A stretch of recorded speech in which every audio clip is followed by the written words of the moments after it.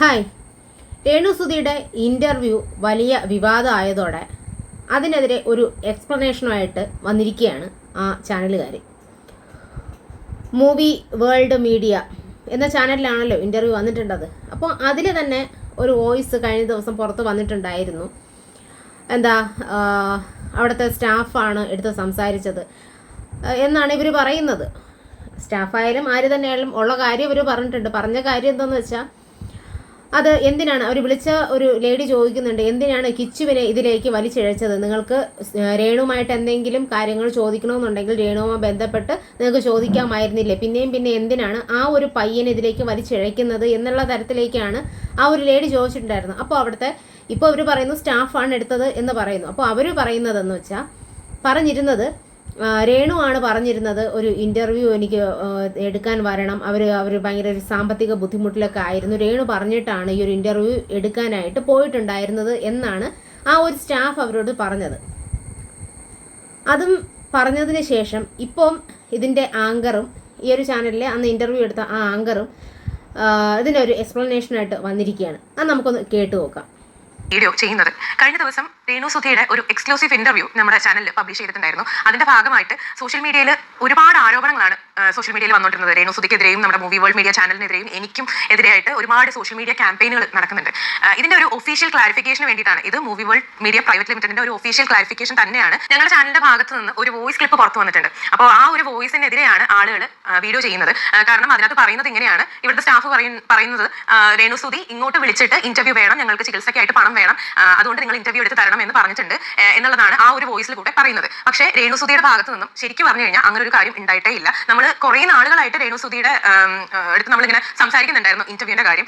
ആ ഒരു സമയത്ത് അവർക്ക് ഈ ട്രീറ്റ്മെന്റും കാര്യങ്ങളൊക്കെ ആയതുകൊണ്ട് അവർ ആദ്യം ഒന്നും ഓക്കെ അല്ലായിരുന്നു. പിന്നീടാണ് നമ്മൾ കൺവിൻസ് ചെയ്തിട്ടാണ്, ഏകദേശം ഒരു 1 മന്തോളം ഗ്യാപ്പ് എടുത്തിട്ടുണ്ട് ആ ഒരു കാര്യത്തിന് വേണ്ടി. അങ്ങനെയാണ് അവർ ആ ഇന്റർവ്യൂവിന് തയ്യാറാകുന്നത്. ഇവർ പറയുന്നത് രേണുസുധി അങ്ങനെ ഇന്റർവ്യൂ എടുക്കണമെന്ന് പറഞ്ഞ് ഇവരുടെ ആവശ്യപ്പെട്ടിട്ടേ ഇല്ല.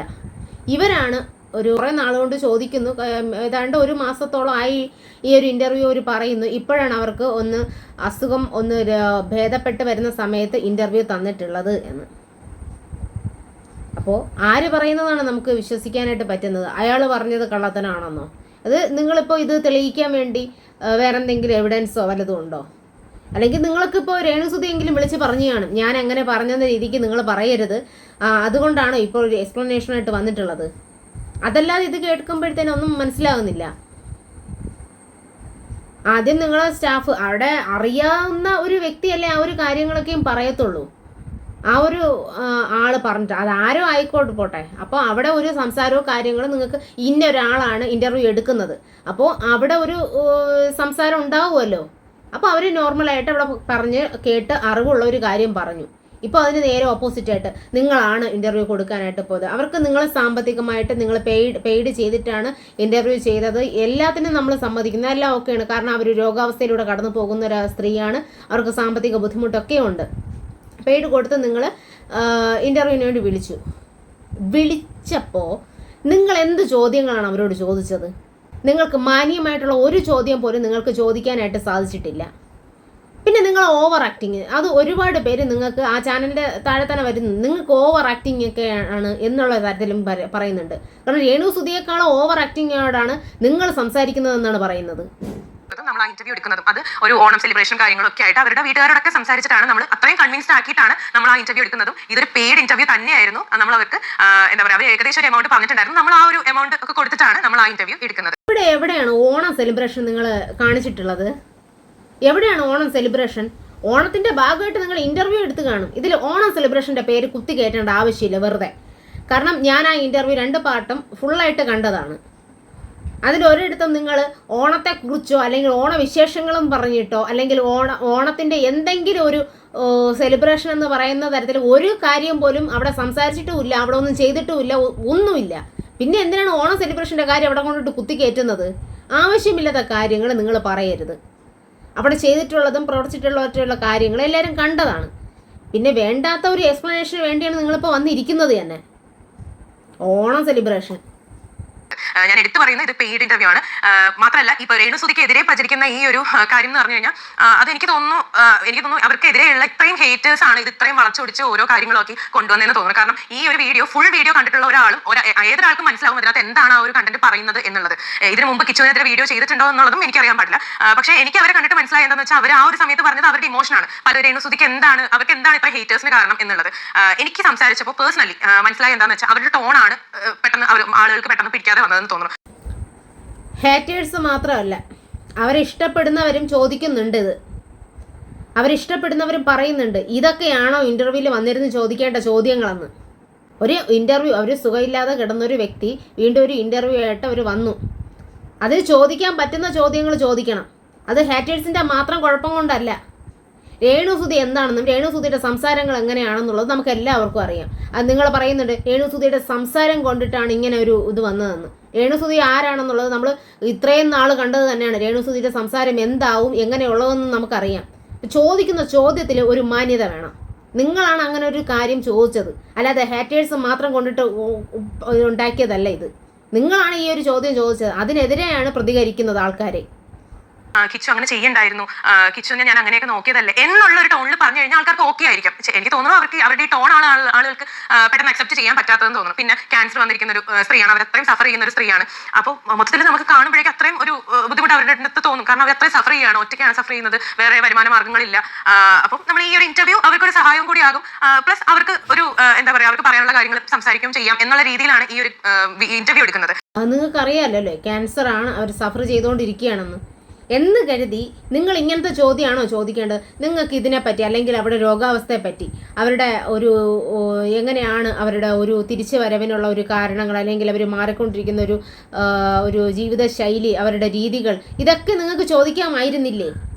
എന്തിനാണ് കിച്ചു എന്ന് പറയുന്ന ഒരു വ്യക്തിയുടെയും അല്ലെങ്കിൽ കിച്ചുവിൻ്റെ അച്ചാമ്മ കൊല്ലം സുധിയുടെ കുടുംബക്കാരുടെയും കുറ്റം പറയുന്ന തരത്തിലുള്ള ഒരു ചോദ്യങ്ങളും, അല്ലെങ്കിൽ അവർ നോക്കിയില്ലേ, ഇവർ നോക്കിയില്ലേ, കിച്ചു നോക്കാത്തതിന് വിഷമമുണ്ടോ, ഇതൊക്കെയല്ലേ നിങ്ങൾക്ക് ചോദിക്കാനുള്ളൂ. ഈ ഒരു വിഷയം മാത്രമാണ് അവിടെ സംസാരിച്ചിട്ടുള്ളത്. ഇന്റർവ്യൂ എല്ലാവരും കണ്ടതാണ്. ഇത് വെറുതെ എന്തിനാണ് വന്നിരുന്ന് പറയുന്നത്? നിങ്ങളുടെ ഭാഗത്ത് ഒരു തെറ്റും ഇല്ലയെന്ന് കാണിക്കാൻ വേണ്ടി വന്നിരുന്ന് പറയുന്നത് പോലെ തോന്നുന്നുണ്ട്. അങ്ങനെ തന്നെയാണ്, നിങ്ങളുടെ ഭാഗത്ത് തെറ്റൊന്നും വന്നിട്ടില്ല എന്ന് കാണിക്കാൻ വേണ്ടിയുള്ള ഒരു വീഡിയോ. പിന്നെ ഈ ഒരു വോയിസിന്റെ കാര്യം എന്താണെന്ന് വെച്ച് കഴിഞ്ഞാൽ, ഇത് movie world media private limited എന്ന് പറഞ്ഞ ചാനലിൽ ഒരുപാട് സ്റ്റാഫുകളുണ്ട്. അതായത് എനിക്ക് തോന്നുന്നു ഒരു 50-ലേറെ സ്റ്റാഫുകളുള്ള ഒരു ചാനലാണ് നമ്മുടെ ചാനൽ. അപ്പോൾ ഇതിനകത്തുനിന്ന് കുറേ നമ്പർ നമ്മൾ പബ്ലിഷ് ചെയ്തിട്ടുണ്ട്. ഈ ഏതെങ്കിലും ഒരു നമ്പറിൽ വിളിച്ചിട്ട് ആരെങ്കിലും എന്തെങ്കിലും പറഞ്ഞു എന്ന് വിചാരിച്ചിട്ട് ഇതാണ് സത്യം എന്ന് കരുതി കുറേ റിയാക്ഷൻ വീഡിയോസ് ചെയ്യുന്ന ആൾക്കാർക്കെതിരെ എനിക്കൊന്നും പറയാനില്ല. കാരണം എന്താണെന്ന് വെച്ചാൽ ഇതാണ് സത്യം എന്നുള്ള രീതിയിലാണ് പിന്നെ ആൾക്കാരൊക്കെ തീരുമാനിക്കുകയാണ്. രേണുസുതി വിളിച്ച് അവരുടെ അടുത്ത് പറയാണ്. ഈ 50ഓളം സ്റ്റാഫുകൾ ഉണ്ടെങ്കിൽ എല്ലാവരുടെ നമ്പരും നിങ്ങൾ പബ്ലിഷ് ചെയ്യില്ലല്ലോ.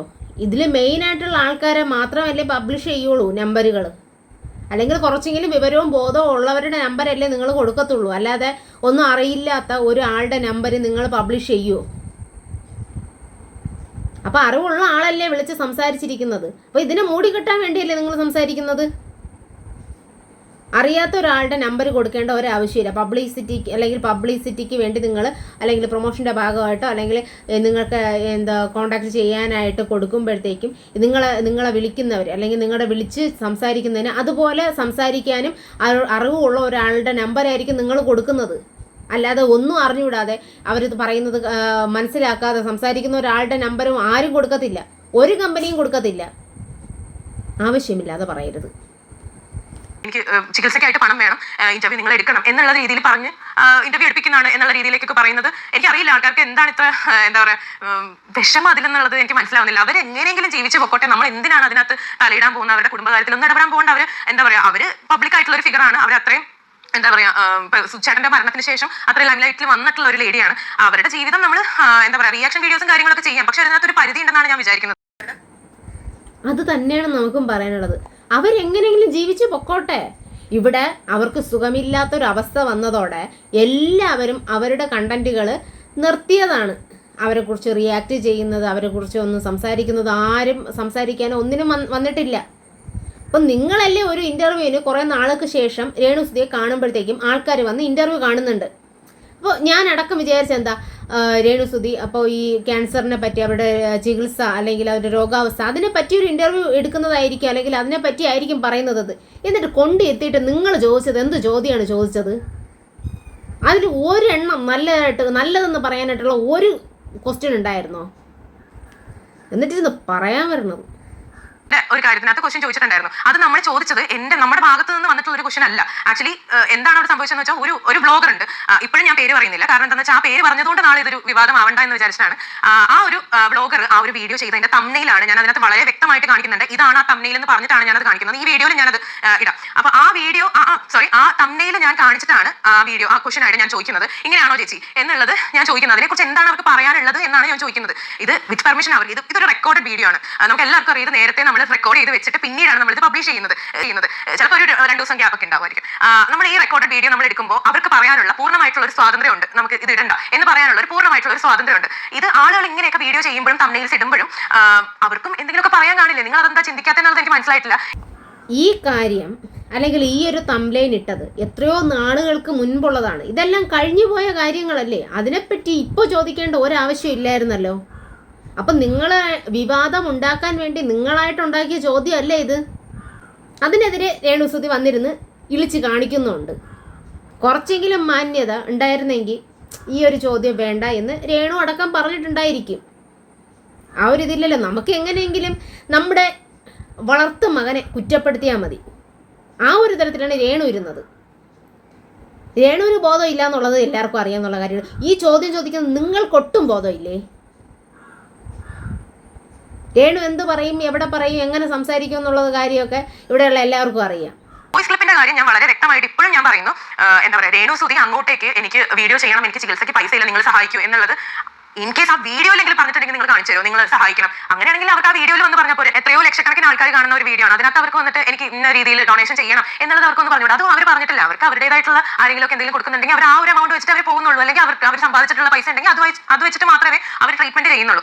ഇല്ലാതെ അവർ ഈ ഇന്റർവ്യൂ ചെയ്യാനായിട്ട് എനിക്ക് ഇന്റർവ്യൂ ചെയ്യണം, നിങ്ങൾ ഈ ഇന്റർവ്യൂ ചെയ്യണം, അതുകൊണ്ട് നിങ്ങൾക്ക് ഈ പൈസ ഞങ്ങൾക്ക് കിട്ടിയിട്ട് വേണം എനിക്ക് ആ ട്രീറ്റ്മെന്റ് ചെയ്യാൻ, അതുകൊണ്ട് നിങ്ങൾ മസ്റ്റ് ആയിട്ട് ഈ ഇന്റർവ്യൂ ചെയ്യണം എന്ന് പറഞ്ഞിട്ട് രേണുസുതി എന്തിന് ഞങ്ങളെ സമീപിക്കണം? ചിത്ര, നിങ്ങൾ ചെയ്ത കാര്യത്തിന് മോശമായിട്ടൊന്നും പറയുന്നില്ല. അവരെ വിളിച്ച് ഇൻ്റർവ്യൂ ചെയ്യുന്നതൊക്കെ നല്ല കാര്യം തന്നെയാണ്. അവരിപ്പോൾ ഒരു സാമ്പത്തിക ഇല്ലാത്തൊരു അവസ്ഥയിൽ ഒരു ചികിത്സയ്ക്കൊക്കെ ഒരുപാട് ക്യാഷൊക്കെ വേണ്ടി വരും. അതൊക്കെയും ചെയ്തത് നല്ല കാര്യം തന്നെയാണ്. പക്ഷെ നിങ്ങൾ ചെയ്ത കാര്യങ്ങൾ വെച്ചിട്ടാണ് ഇപ്പോൾ പറയുന്നത്. നിങ്ങൾ ചോദിച്ച ചോദ്യങ്ങൾ, ഒരു ചോദ്യം പോലും നല്ലതെന്ന് പറയാനായിട്ടില്ല. നിങ്ങളുടെ ആ കമൻറ്റ് ബോക്സ് എടുത്ത് നോക്കിയാൽ തന്നെ നിങ്ങൾക്ക് മനസ്സിലാവില്ലേ എന്താണ് അതിൽ ഒരു നല്ല കമൻസ് എങ്കിലും ഉണ്ടോ? ഒരാൾ പോലും നല്ലത് പറയുന്നില്ല. നെഗറ്റീവ് അല്ലാതെ വേറെ ഒന്നും അതിലില്ല. ഇത്രയും സഫർ ചെയ്ത് നിൽക്കുന്ന ഒരു വ്യക്തിയെ കൊണ്ടുവരുമ്പോഴത്തേക്കും ആ ഒരു തരത്തിലുള്ള ഒരു ചോദ്യങ്ങൾ ചോദിക്കുകയും അതുപോലത്തുള്ളൊരു ഉത്തരങ്ങളും കിട്ടാനാണ് ആൾക്കാർ പ്രതീക്ഷിക്കുന്നത്. അല്ലാതെ ഈ രേണുസുതി അങ്ങനെ ചെയ്യുന്നു, ഇങ്ങനെ ചെയ്യുന്നു, അവർ വ്ളോഗ് ചെയ്തു, ഇവർ വ്ളോഗ് ചെയ്തു, ഇതൊക്കെ നമ്മൾ ഡെയിലി കാണുന്നത് അല്ലെങ്കിൽ കണ്ടിട്ടുള്ള കാര്യങ്ങളാണ്. ഇതൊക്കെയും കഴിഞ്ഞിട്ട് തന്നെ എത്രയോ നാളായി. ഇപ്പോഴും വിളിച്ചുകൊണ്ടിരുത്തി ഇതൊക്കെയാണോ ചോദിക്കേണ്ടത്? ദയവേത് ഇങ്ങനെയുള്ള ഇന്റർവ്യൂ ഒക്കെ നിങ്ങൾ നിർത്തുക. ശരിക്കും പറഞ്ഞാൽ സോഷ്യൽ മീഡിയയിൽ രേണുസുതിന്റെ കണ്ടന്റ് ആവശ്യം ഓരോ ചാനലുകാർക്കാണ്. അതുകൊണ്ടാണ് ഈ റിയാക്ഷൻ വീഡിയോസ് ഒരുപാട് വരുന്നത്. എന്തുകൊണ്ടാണ് രേണുസുതി ഒരു കണ്ടന്റ് ആവുന്നത് നിങ്ങൾക്ക് ചിന്തിച്ചു നോക്കിയാൽ മനസ്സിലാവും. അവർക്ക് ഇപ്പോഴും എന്താ പറയുക, ഒരു ഡിമാൻഡ് ഉണ്ട്. അവർക്ക് ഇപ്പോഴും ആ ഒരു ഡിമാൻഡ് ഉള്ളത് കൊണ്ട് മാത്രമാണ് ഇങ്ങനത്തെ ഓരോ റിയാക്ഷൻ വീഡിയോസും ഓരോ ദിവസവും ഇങ്ങനെ വരുന്നത്. കണ്ടന്റ് ഇവിടെ ആർക്കും ആവശ്യമില്ല. രേണുസുതിക്ക് സുഖമില്ലാത്തൊരവസ്ഥ വന്നപ്പോഴത്തേക്കും ഇവിടെയുള്ള വ്ളോഗർമാരായാലും ശരി, യൂട്യൂബ് റിയാക്ട് ചെയ്യുന്നവരായാലും ശരി, എല്ലാവരും ഇതിനെ മടക്കി കെട്ടിവെച്ചതാണ്. രേണുസുതി എന്ന് പറയുന്ന ഒരു ടോപ്പിക്ക് തന്നെ എല്ലാവരും ക്ലോസ് ചെയ്തു. രേണുസുതിയുടെ ഓരോരോ ബൈറ്റ് എടുത്ത് വീഡിയോ ചെയ്യുന്നവരടക്കം എല്ലാവരും ക്ലോസ് ചെയ്ത കാര്യമാണ്. എല്ലാവരും നിർത്തി ചെയ്ത കാര്യമാണ്. ഇവിടെ രേണുസുതിയുടെ കണ്ടന്റ് ഇല്ലെങ്കിൽ വേറെ ഒന്നും പോവില്ലേ എന്ന് ചോദിച്ചാൽ അതിനുശേഷം എന്തുമാത്രം വീഡിയോസും കാര്യങ്ങളൊക്കെ ഉണ്ടായിരുന്നു. ഇവരാരും അത്രയും നാൾ വീഡിയോ ചെയ്യാതെയാണ് ഇരുന്നത്. രേണുസുതി എന്ന് പറയുന്ന ഒരു വ്യക്തി ഇല്ലാത്തത് കൊണ്ട് ഇവരാരും വീഡിയോ ചെയ്യാതെയാണ് ഇരുന്നത്. എല്ലാവരും വീഡിയോ ചെയ്യുന്നുണ്ട്.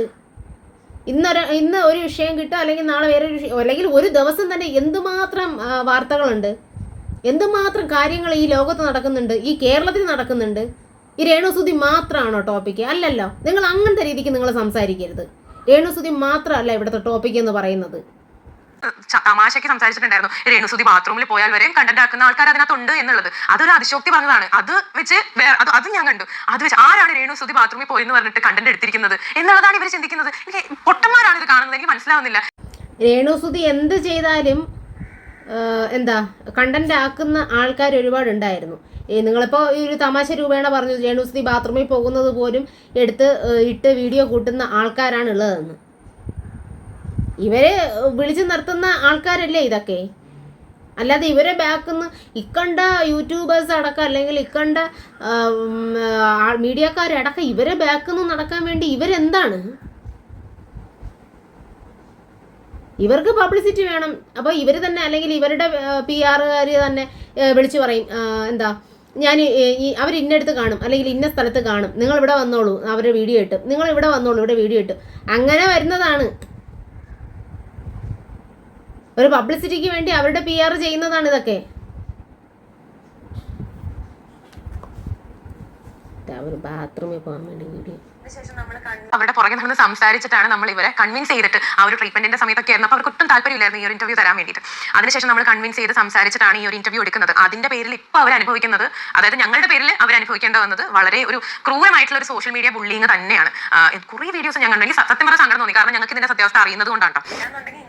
മതി ഇനി കൂടുതലൊന്നും നിങ്ങൾ പറയണ്ട. എന്തായാലും നിങ്ങളുടെ ഭാഗത്ത് വന്നത് എന്തായാലും തെറ്റ് തന്നെയാണ്. ഒരു ചാനലിൽ ഇൻ്റർവ്യൂവിന് വിളിക്കുമ്പോഴത്തേക്കും മിനിമം ഒരു 5 ചോദ്യമെങ്കിലും ഒരു നല്ലതെന്ന് പറയാനായിട്ട് ചോദിക്കാത്തത് എന്താ? ഒരു പോട്ടെ 5 എണ്ണവും വേണ്ട, ഒരെണ്ണം ചോദിക്കാത്തത് നല്ലൊരു ചോദ്യമായിട്ട്. ഇത് മൊത്തവും കുറ്റം പറയാൻ വേണ്ടി മാത്രം ഒരു ഇൻ്റർവ്യൂ. അല്ലാതെ ഏതെങ്കിലും ഒരു നല്ലതെന്ന് പറയാൻ ആ ഒരു വിഷയത്തിലുണ്ടോ? അല്ലെങ്കിൽ ആ ഒരു ഇൻ്റർവ്യൂവിൽ എന്തെങ്കിലും ഉണ്ടോ? പിന്നെ സഹോദരിയെ പറഞ്ഞു, സഹോദരി നോക്കുന്നു, അത് ഏത് തന്നെ കൂടപ്പുറപ്പുകളായാലും നോക്കും. ഒന്നുണ്ടെങ്കിൽ ഒരു തുണയായിരിക്കും. അല്ലാതെ എല്ലാ കാര്യവും പറഞ്ഞിരിക്കുന്നത് നെഗറ്റീവായിട്ട് തന്നെയാണ്. മെയിനായിട്ട് കിച്ചുവിനെ എങ്ങനെ ഇടിച്ച് താഴ്ത്താം എന്നുള്ളത് തന്നെയാണ്. കിച്ചുവിൻ്റെ ഒരു പോഡ്കാസ്റ്റ് കഴിഞ്ഞ ദിവസം വന്നിട്ടുണ്ടായിരുന്നല്ലോ. അവൻ എന്തെങ്കിലും ഒരു വാക്ക് അല്ലെങ്കിൽ അതിൻ്റെ ഇടയിൽ ഇവർ ചോദിക്കുന്നതിൻ്റെ ഇടയിൽ ചിലപ്പോൾ അവന് വേണമെങ്കിൽ പറയായിരുന്നു എൻ്റെ ജീവിതത്തിൽ ഇങ്ങനെ വന്നിട്ട് പോയിട്ടുണ്ട് അല്ലെങ്കിൽ ഇങ്ങനെ സംഭവിച്ചിട്ടുണ്ട് എന്ന രീതിക്ക് അവൻ എന്തെങ്കിലും ഒരു കാര്യം പറയാനായിട്ട് അവൻ വാ തുറന്നോ. അതാണ് രേണുവും കിച്ചുവും തമ്മിലുള്ള ഒരു വ്യത്യാസം.